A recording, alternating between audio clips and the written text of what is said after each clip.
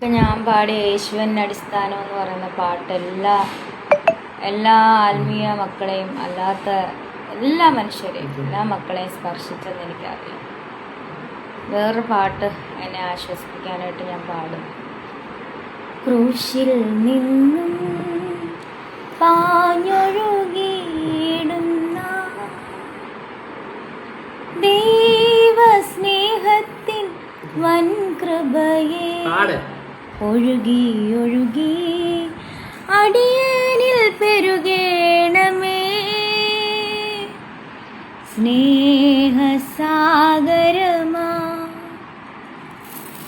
സ്നേഹമാം ദൈവമേ, നീ എന്നിൽ അനുദിനവും വളരേണമേ, ഞാനോ കുറയണമേ. ക്രൂശിൽ നിന്നും പാഞ്ഞൊഴുകിയിടുന്ന